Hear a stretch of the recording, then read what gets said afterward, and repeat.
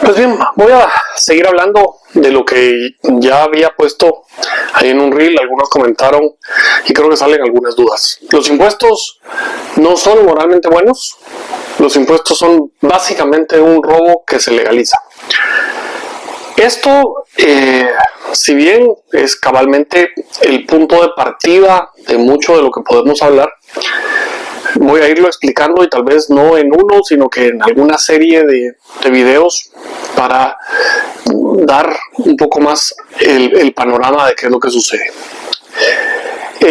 La primera idea atrás de esto es que nosotros no pagamos por el hecho de hacer caridad o de ser solidarios. Los impuestos no tienen esa función primaria. La vida en sociedad tiene la necesidad de cubrir cierto tipo de servicios públicos.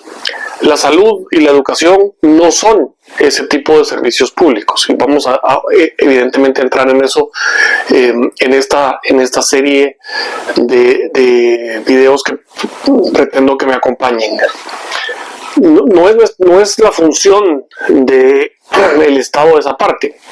Lo que son puramente bienes públicos se refiere a esa estructura necesaria para que podamos sobrevivir, para que podamos convivir y para que podamos cada uno de nosotros lograr nuestros propios fines, sin que ninguno de nosotros pueda ser utilizado por los demás en la consecución de sus fines.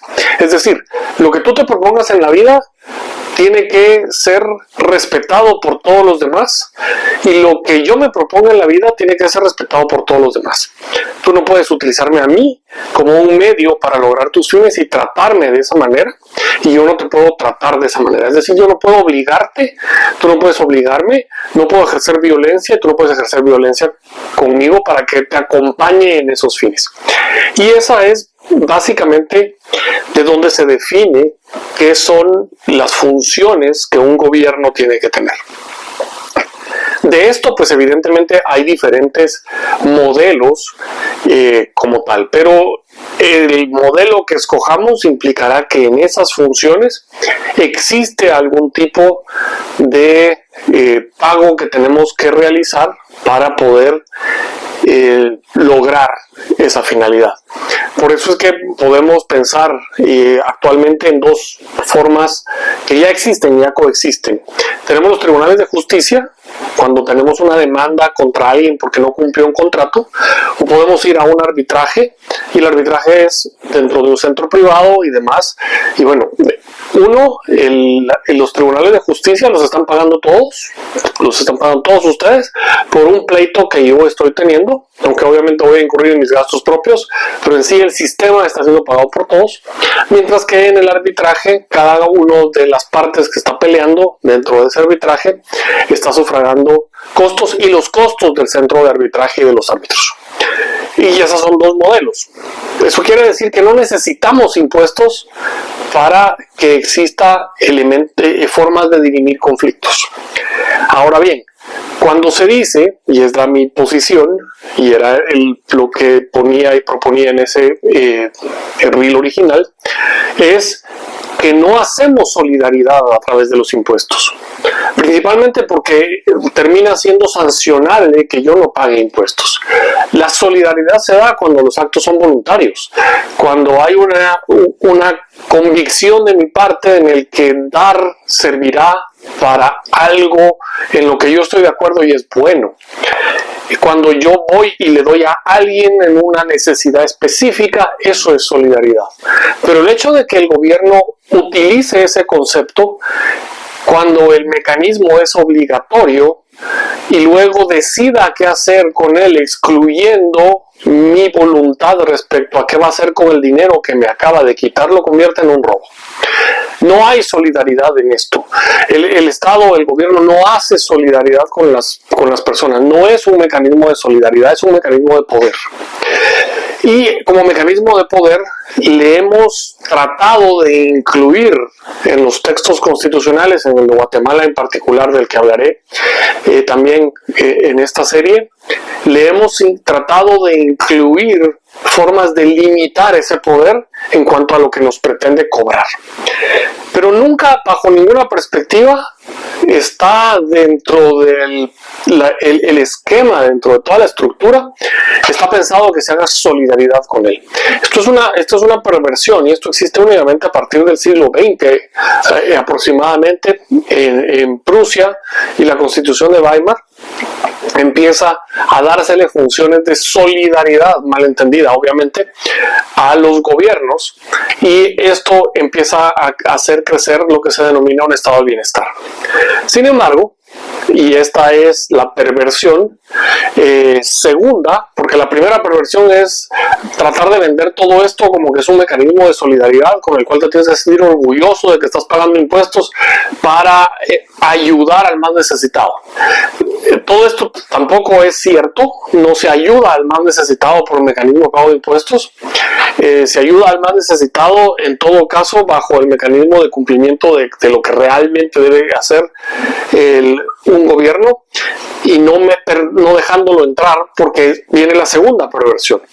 Y la segunda perversión lo que implica es que te va quitando cada vez esferas que están dentro de tus posibilidades y dentro de tu poder, te las va quitando y te va de alguna manera desnudando de todas esas facultades, de todo ese poder propio que implica la libertad, y te va convirtiendo en esclavo, y te va convirtiendo en esclavo no de algo abstracto, no del Estado, te está convirtiendo en esclavo del propio político que luego aspira al cargo gubernamental para dirigir tu vida. Y te dirige tu vida principalmente en la forma en la que te cobra y en lo que no te deja luego hacer.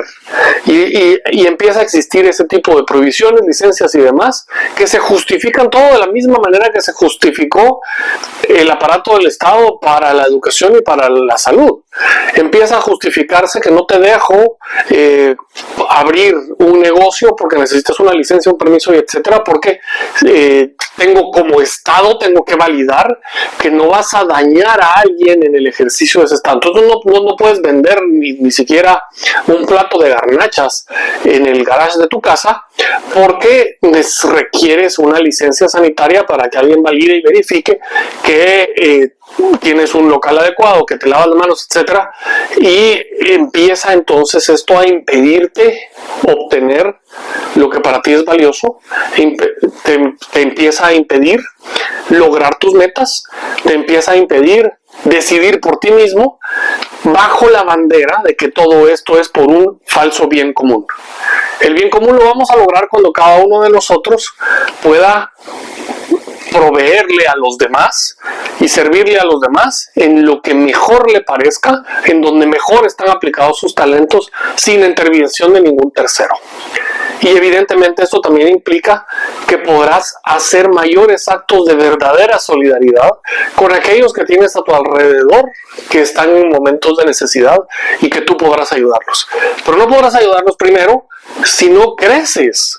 Y estamos cada vez más dentro de un sistema que te impide crecer internamente, porque censuran lo que te van a educar, y desde esa forma impiden tu crecimiento interno y te impiden ejercer las actividades que más te apasionan y que más te gustan y donde mejores talentos tienes.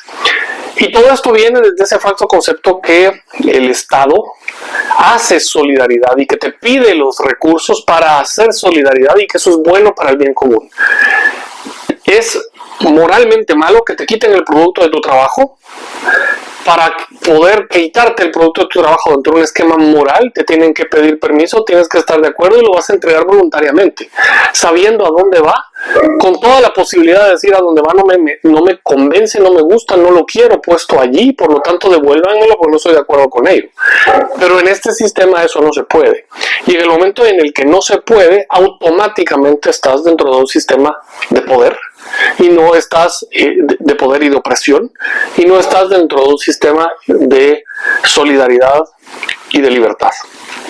sigamos explorando esto. Entonces te dejo este video, deja tus comentarios acá, compártelo con los que creas que les puede interesar, les puede resonar. Déjame en dónde resuena contigo, en dónde te hace ruido, para que esta serie de videos la sigamos construyendo en ese sentido. Mi nombre es Mario Estorbo Archila y esto es Impuestos de Chocolate.